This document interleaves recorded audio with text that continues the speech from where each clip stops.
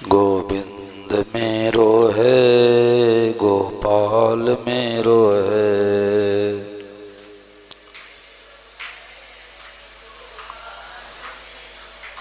श्री बांके बिहारी नंदलाल मेरो है।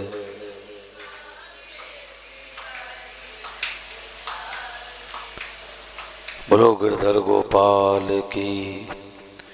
राम राम राम राम राम राम राम राम राम राम राम राम। सबको राम जी राम राम। भगवते नमः, भगवते नमः, भगवते नमः।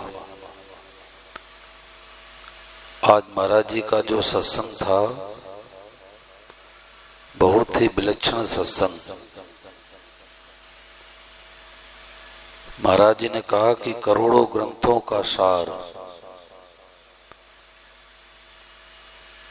उपनिषदों का सार, वेदों का सार, थोड़ा कम कर लेना हल्का, अनुभवी संत महात्माओं के अनुभव का सार कि सब रूपों में परमात्मा ही प्रकट हुए हैं।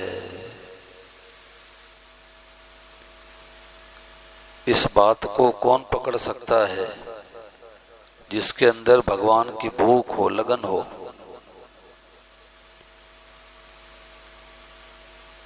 मैंने एक दिन विचार किया कि जो ग्राहक होता है वो बात को पकड़ता है। जैसे कोई जींस पैंट दुकान से फटा हुआ खरीद के लाता है और 2000, 4000, 5000, 10,000 दे के लाता है, परंतु कोई साधक हो, सत्संगी हो, उसको मुफ्त में कोई देवे तो भी नहीं पहनेगा। वो ग्राहक ही नहीं है। तो जो ग्राहक है वो तो 5000 नहीं 7000 दे के खरीद लेगा, और ग्राहक नहीं है तो मुफ्त में नहीं लेगा। ऐसे हम भगवान के ग्राहक हैं कि संसार के ग्राहक हैं? विचार करो कि हम भगवान को चाहते हैं कि भगवान से चाहते हैं। बहुत गहरी बात है। हम भगवान से चाहते हैं तो हमारा दुख मिटेगा नहीं। आज 99% लोग कई मंदिर जाते हैं, तीर्थ में जाते हैं, संतों के पास जाते हैं। किस लिए? बेटा ठीक रहे, पोता हो जाए, मकान हो जाए, दुकान हो जाए। अब बीच में भगवान कूद करके कैसे आएंगे भाई? हम ग्राहक ही नहीं है। कल एक परिवार आया था हमारे पास, तो 20 साल की बेटी थी, वो संसार से चल बसी। तुमने कहा माता जी जब उसकी याद आवे तो भगवान के चरणों में देखो। तो माता जी ने क्या उत्तर दिया? मैं भगवान को क्यों मानूं? जब हमारे बेटी को नहीं बचा पाए तो भगवान क्यों मानूं? जैसे छोटा बच्चा है और माँ देखती है कि इसको मीठा खिलाऊंगी तो बीमार पड़ जाएगा, और बच्चा कहता तू हमारे को लड्डू नहीं देगी तो मैं तुम्हारे को माँ मानूंगा ही नहीं। यही दशा है। तो मैंने कहा शांति तो मिलेगी नहीं, मत मानो भगवान को, शांति मिलेगी नहीं। भगवान ने नियम बना दिया, घर में बच्चा चला जाता है, जन्मते ही चला जाता है, 20 साल 50 साल में चला जाता है, वृद्धावस्था में चला जाता है। भगवान कृष्ण, भगवान राम आए, उन्होंने नियम नहीं तोड़ा, वो भी संसार से गए।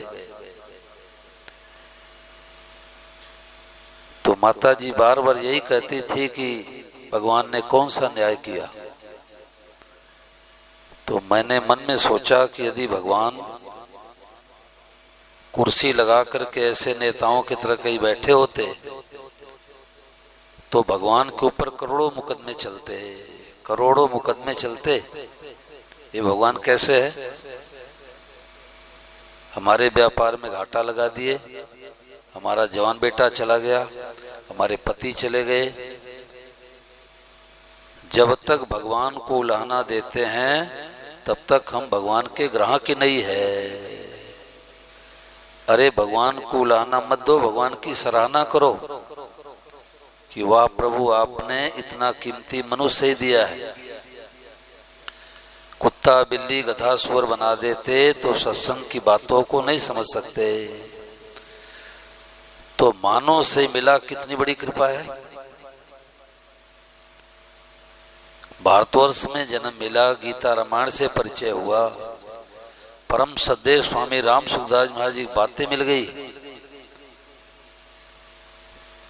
तो कमरा बंद करके नाचो कि वाह ठाकुर जी, आपने बड़ी भारी कृपा कर दी, दुनिया के हम सबसे बड़े भाग्यशाली है। और जब तक भगवान से चाहेंगे तो दुख मिटेगा नहीं। रोते रोते आए, रोते रोते चले जाएंगे, फिर जन्मना मरना जमना मरना बाकी रहेगा।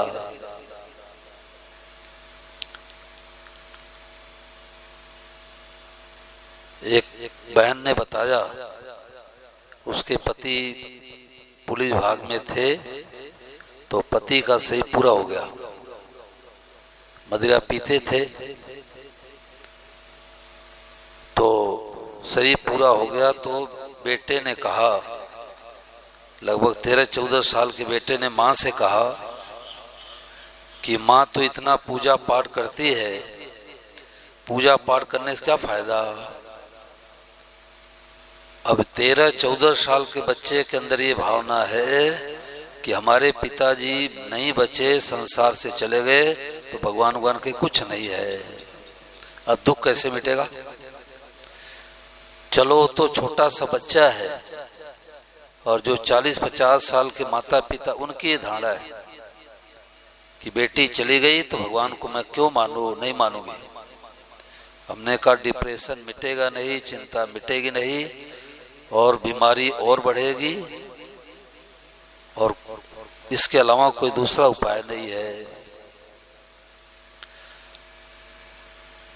हम 20-30-50 साल से पूजा पाठ करते आ रहे हैं हम लोग, परंतु चिंता क्यों नहीं मिटती, दुख क्यों नहीं मिटता, अशांति क्यों नहीं मिटती?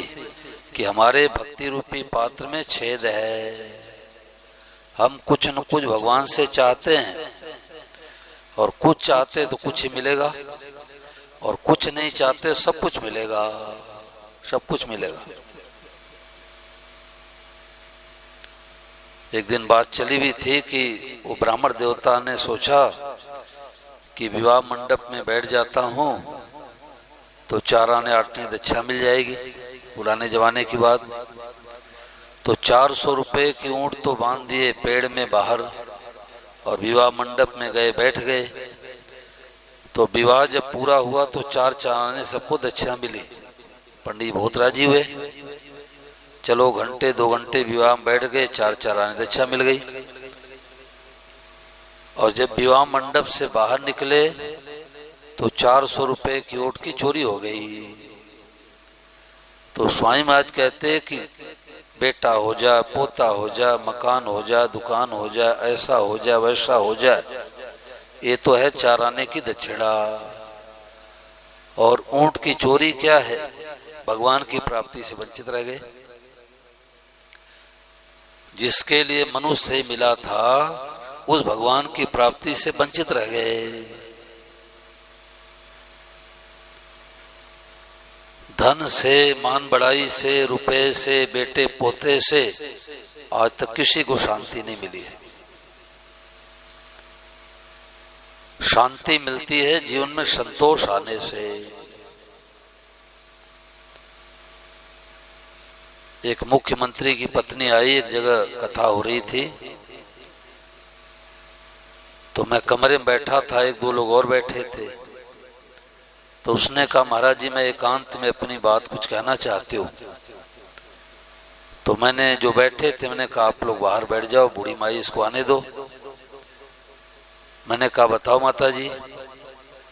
तो उसने कहा कि महाराज जी हमारे 2 बेटे हैं, बहुएं हैं, पोता पोती हैं, खूब रुपया है, मकान है, गाड़ी है, सब कुछ है, परंतु हमारे जीवन में बड़ी अशांति है। अब देखो पोल निकलती है, पोल कि लोग सोचते हैं कि हम लखपति हैं, करोड़पति हो जाए, सुखी हो जाएंगे। एक सुंदर मकान है, एक मकान और हो जाए तुम सुखी हो जाएंगे।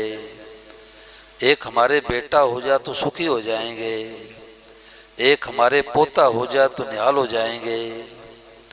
तो मैंने कहा मैया तुम्हारे बेटे पोते बहू मकान प्लाट रुपया गाड़ी, अब मुख्यमंत्री पत्नी को रुपए कमी रह गया? सब कुछ है तो तुम्हारे मन में अशांति क्यों है? तो माता जी ने कहा कि हमारे बेटे बहू हमारे से बात ही नहीं करते। ये नया दुख आ गया ना। सब कुछ है, बेटे बहू बात ही नहीं करते। तो मैंने कहा कि भगवान हमारे सबके पीछे पड़े हैं। हम जितने लोग बैठे हैं सबके पीछे भगवान पड़े हैं। ये जीव कहता है कि मैं बालक हूँ, भगवान कहते बाल्यावस्था को नहीं रहने दूंगा। ये कहता मैं जवान हूँ, भगवान कहते जवानी को नहीं रहने दूंगा। ये कहता मैं बूढ़ा हूँ, भगवान कहते बुढ़ापे को नहीं रहने दूंगा। सबके पीछे भगवान पड़े हैं। तो मैंने कहा कि देखो तुम्हारे ऊपर भगवान की बड़ी कृपा है। बेटे बहू शिक्षा दे रहे हैं कि माता जी मैं तुम्हारा नहीं हो और तुम मेरे नहीं हो। तो मैंने कहा कि आपको कौन भगवान अच्छे लगते हैं? तो उसने कहा कि हमारे को लड्डू गोपाल अच्छे लगते हैं। मैंने कहा घर में हैं? बोले है। मैंने कहा अभी यही से संबंध जोड़ लो, गोपाल को अपना बना लो, बेटा बना लो, भाई बना लो, पति बना लो, कुछ न कुछ संबंध जोड़ लो। तो माता जी ने कहा कि हमारे पति देव मुख्यमंत्री जी रहे नहीं, तो मैं आज से गोपाल को पति बना लेते हो। मैंने कहा एक ही बात पकड़ लो कि मेरे तो गिरधर गोपाल दूसरो न कोई। अशांति टिकेगी नहीं। और जब तक इस बात को स्वीकार करेंगे नहीं तब तक असली शांति मिलेगी नहीं। अरे संसार वालों संबंध नहीं जोड़ा, उनकी सेवा करनी है। करना तो था सेवा और हमने संबंध जोड़ लिया। अब उनसे बिछो होता है तो झटका लगता है। अरे उनकी तो सेवा करके पिंड छुड़ा लो।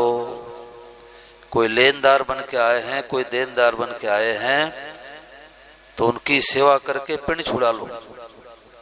स्वामी महाराज कहते कि सत्संग नहीं किया है और किसी प्रियजन की मृत्यु घर में हो जाती है तो उसके हृदय में किल गड़ जाता है, किल निकलता नहीं जल्दी।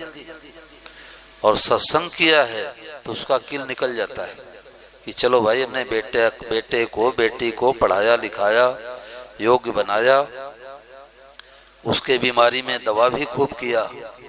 अब नहीं बची तो भगवान की इच्छा, अब हमारा अध्याय पूरा हो गया, उसका किल निकल जाता है।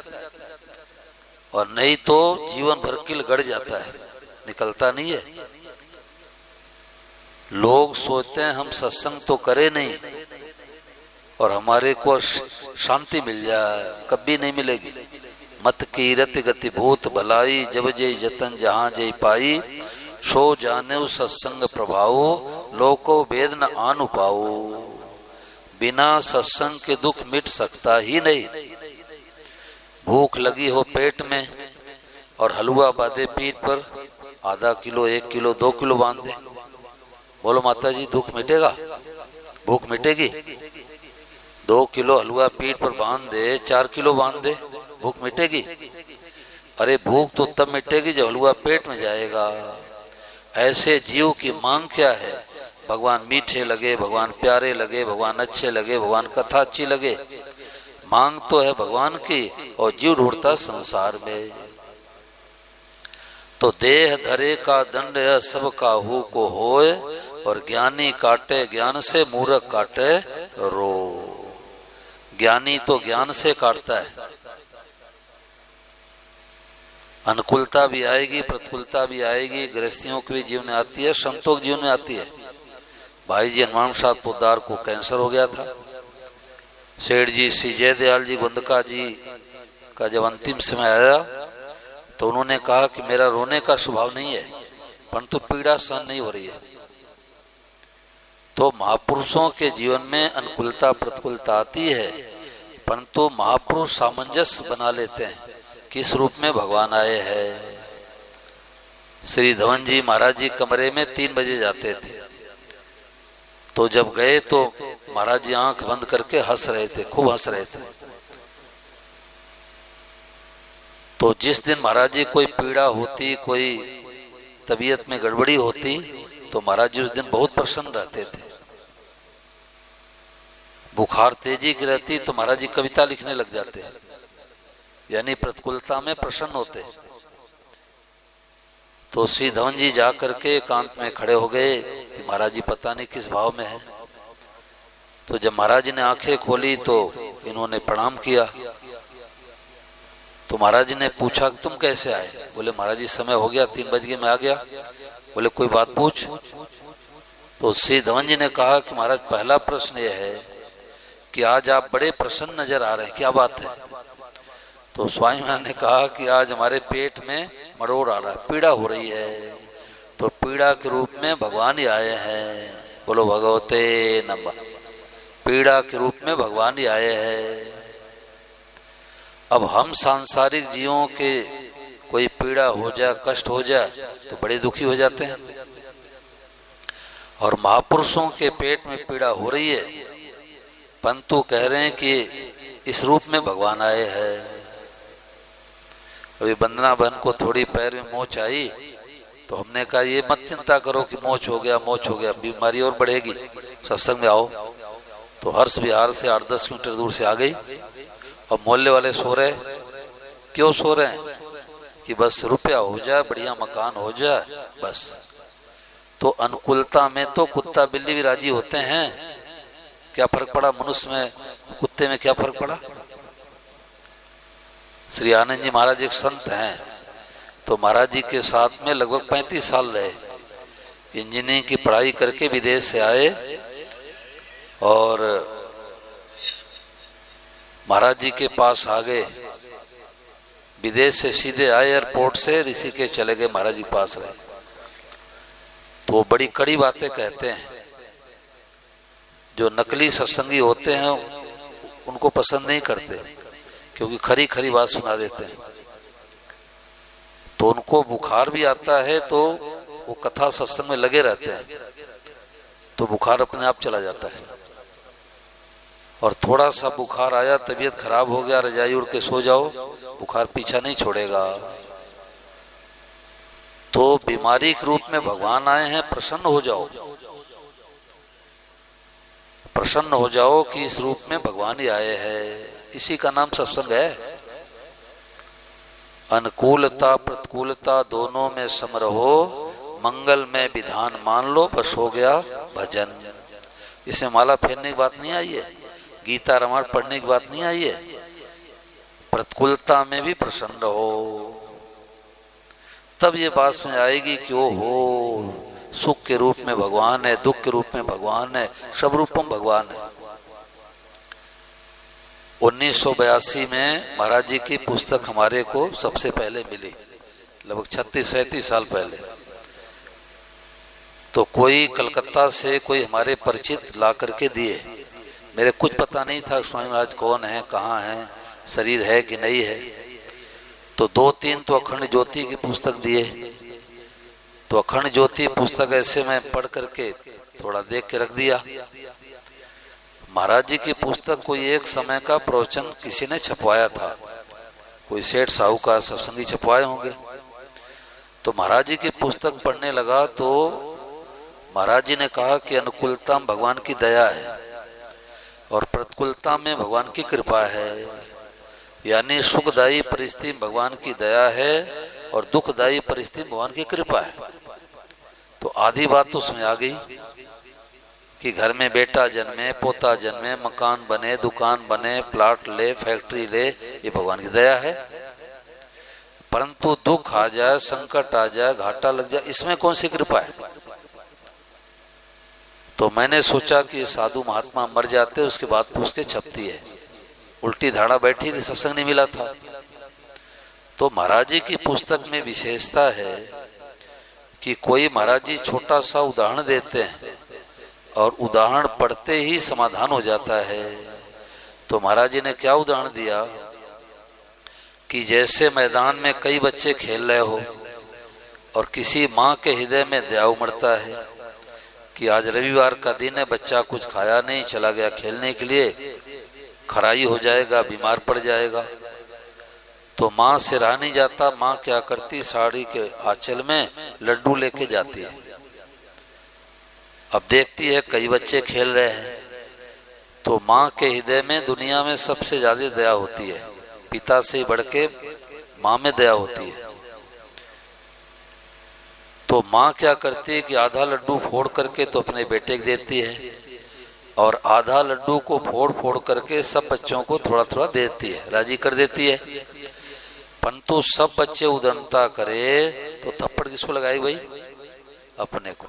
यही बात लगी कि बिल्कुल ठीक बात है, लड्डू तो सबको देती है लेकिन थप्पड़ अपने बेटे को लगाएगी। इसी प्रकार से अनुकूलता में तो दया है, प्रतिकूलता में भगवान की कृपा है। भगवान कृपा करके प्रतिकूलता भेजते हैं कि तुम हमारी तरफ आओ। संसार में शांति नहीं मिलेगी, बेटे पोते मकान दुकान से शांति नहीं मिलेगी। कि शांति मिले बताओ? मिलता है सच्चा सुख केवल भगवान आपके चरणों में। तो हम दुख मिटाना चाहते ही नहीं तो दुख कैसे मिटे? हम तो पूजा पाठ करते हैं, तीर्थ में जाते हैं, व्रत करते हैं, उपवास करते हैं, रामेश्वरम जाएंगे शंकर भगवान का दर्शन करने, किस लिए? कि घर गृहस्थी मकान दुकान ठीक रहे। तो हमारे भक्ति रूपी पात्र में छेद है, हमारे भक्ति रूपी पात्र में छेद है। अब जैसे नल को तेजी से चलावें और बाल्टी के पेली में छेद हो, वो पानी कोई भरेगा? ऐसे हम पूजा पाठ तो खूब करते हैं पर बदले में भगवान से कुछ न कुछ चाहते हैं। तो जब तक भगवान से चाहेंगे तो ब्रह्मा जी दुख को नहीं मिटा सकते, और भगवान से भगवान को चाहो तो अशांति दुख टिकेगा ही नहीं। लोग बात करते हैं तो पता लगता है कि इनके हृदय का भाव क्या है।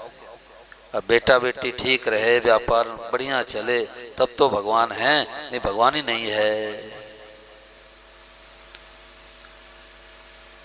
तो आज कितनी ऊंची बात आई कि करोड़ों ग्रंथों का सार है, सब रूपों में भगवान ही प्रकट हुए हैं। इस बात को पकड़े बिना असली शांति मिलेगी नहीं। बंबई थाने में कथा हो रही थी तो एक पंडित जी बोले, ये संगीत वालों से बोले कि भगवते नमः कहने से भले भगवान न दिखे परंतु हृदय की जलन मिट जाती है, नहीं तो हृदय की जलन मिटती नहीं है। कि देवरानी होके ताना क्यों मार दिया, जेठानी होके गाली क्यों दिया? कलो योगा वाले कह रहे थे ना कि कोई बात कह देती है तो चुभ जाती है, वो निकलती नहीं है। परंतु तुम दुख मिटाना कहाँ चाहते हो? तुम तो चाहते हो योगा करो, बढ़िया शरीर स्वस्थ रहे, खूब भोग भोगो। हम ग्राहक किसके हैं? अगर सत्संग के ग्राहक है तो सत्संग को छोड़ नहीं सकता, सत्संग को छोड़ नहीं सकता। और किस सत्संग भीड़ होगी जहां महात्मा जी आशीर्वाद दे दे, बेटा हो जाए, पोता हो जाए, धन हो जाए, सब नकली पना है, रुपया कमाने का एक धंधा है। कबीरदास जी कपड़े बुनते थे और उसी से अपना जीवन निर्वाह करते थे, भजन करते थे। तो उन्होंने टोपी बनाई, तो टोपी बनाई तो बाजार में बेचने के लिए बैठ गए। तो कोई सेठ आए, बोले कबीरदास जी कितनी टोपी है? बोले 5 पैसे की है। 3 पैसे का तो कपड़ा है, 1 पैसे मजदूरी है, 1 पैसे फायदा ले रहा हूं, 5 पैसे का है। तो सेठ ने कहा कि कबीर तुम साधु हो के भी ठगाई करते हो, और सस्ता करो। बोले इसके नीचे में नहीं दे सकता। बोले सारी टोपी हमारे को दे दो।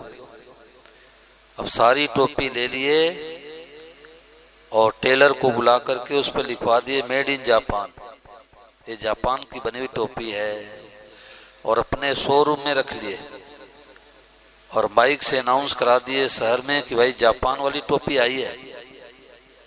अब जो पैसे वाले थे उन्होंने कहा भाई जापान वाली टोपी हम भी लाएंगे। देखा उस पर लिखा हुआ मेड इन जापान। कितने पैसे की है? बोले 8 आने की। ओ जापानी टोपी है तो 8 आने की तो मिलेगी भाई। तो सब लोग लेकर के जाने लगे। तो कबीरदास ने देखा भाई हम भी जापानी टोपी देखे, देखा रे टोपी तो हमारी बनाई हुई है और लिखा हुआ मेड इन जापान। तो उन्होंने दोहा बना दिया कि झूठ कहूं साच कहूं माने नहीं, और झूठ कहे पतियाए, और 5 पैसे की पागड़ी 8 आने में जाए। टोपी तो 5 पैसे की है, 8 आने में जा रही है। तो ऐसे ही हम ग्राहक किसके हैं? हम भगवान के ग्राहक हैं कि संसार के ग्राहक है? संसार के ग्राहक है तो ब्रह्मा जी दुख नहीं मिटा सकते, और भगवान के ग्राहक है तो सब रूपम भगवान को मानो, अभी दुख मिट जाए। ऐसे कोई बात पूछो भाई, 5 मिनट और सत्संग चल जाए, कोई बात पूछो।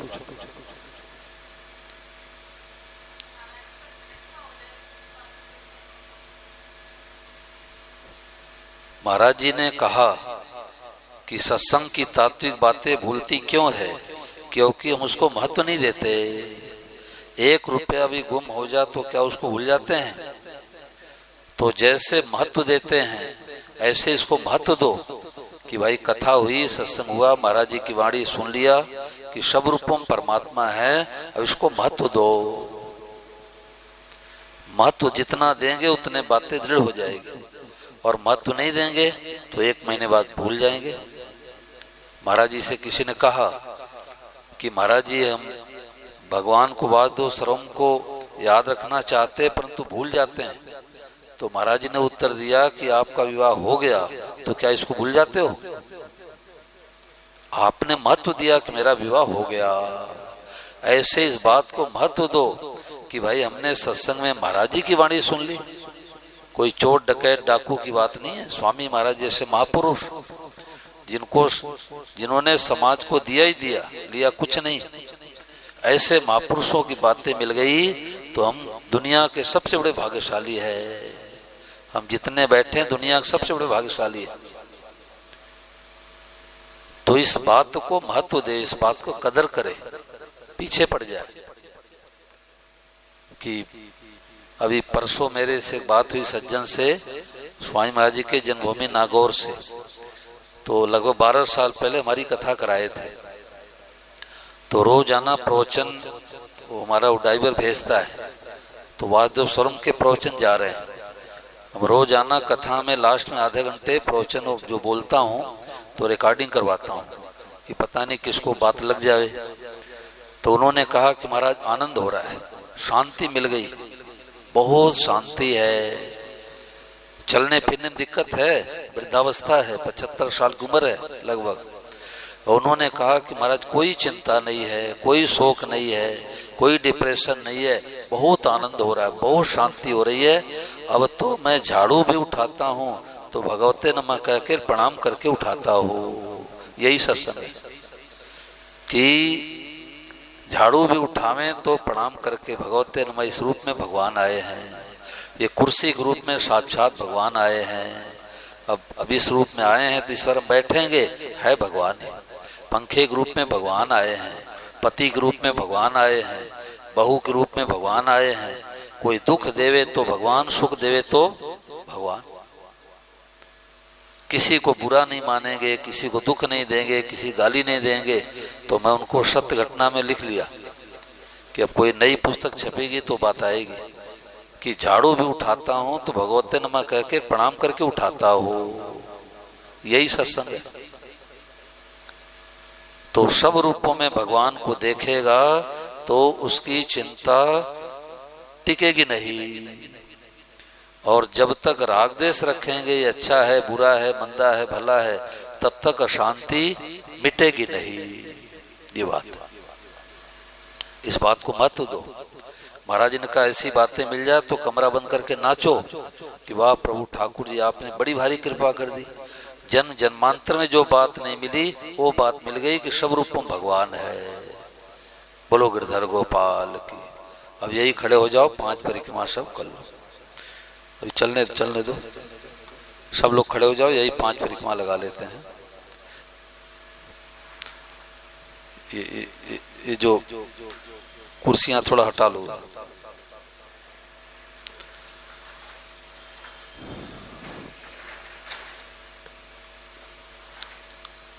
नारायण जी आगे आगे आगे थोड़ा चलो, या इधर देखो, इधर से कर लो, इधर से कर लो बहुत है।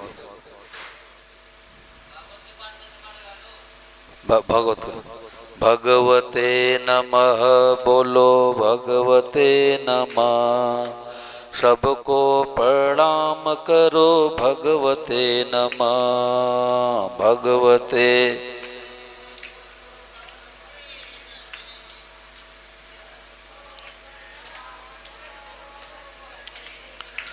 मित्र शत्रु जो भी दिखे भगवते नमः। मित्र शत्रु जो भी नर नारी दिखे भगवते नमः। जो भी नर सास चाहे बहू दिखे भगवते नमः। सास चाहे देवरानी जेठानी दिखे भगवते नमः। देवरानी जे सुख चाहे बीमारी दिखे भगवते नमः। सुख चाहे बीमारी भगवते नमः। बोलो भगवते नमः। सबको प्रणाम करो भगवते नमः। भगवते